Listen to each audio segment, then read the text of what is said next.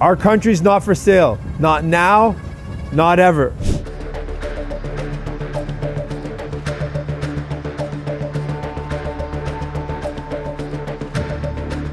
I have a message for Donald Trump.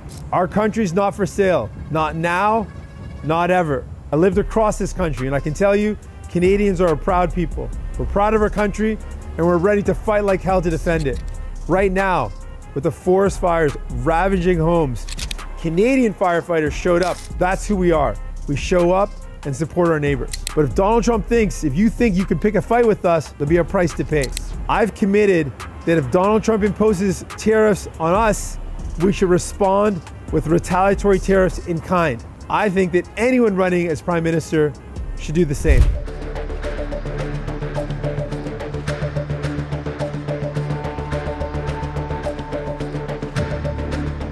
And we're going to put very serious tariffs on Mexico and Canada, because Canada, they come through Canada too, and the drugs that are coming through are at record numbers.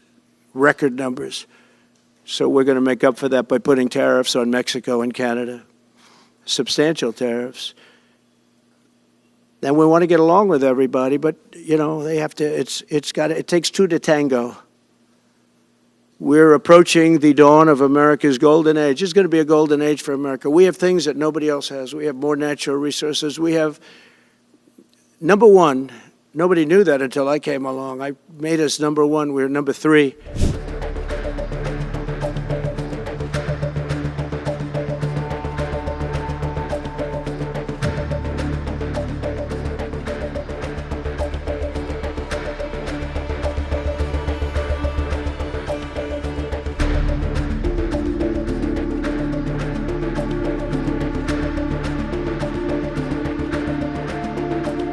No, economic force, because Canada and the United States, that would really be something.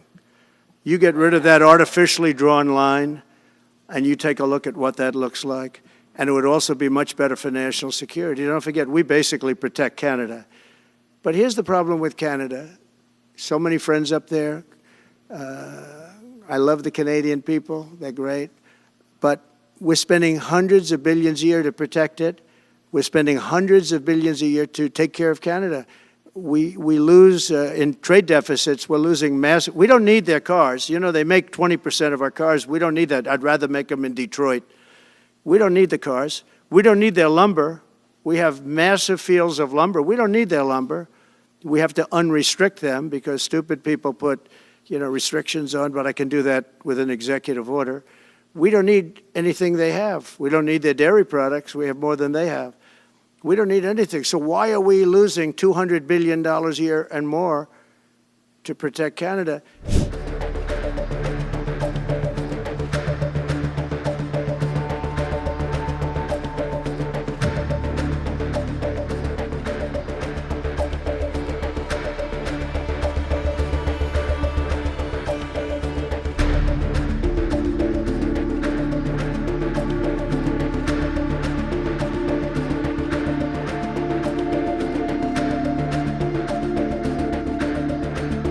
It's not really a great policy for anyone, I don't think. It's going to have a negative impact on both our economies because we'll be selling less and they'll be buying less.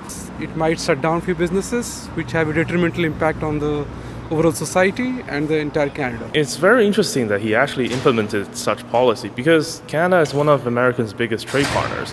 And at all, this policy will not really harm the Canadian producers and farmers, but rather they will probably harm the American peoples because they will be the guys paying the price of this tariff.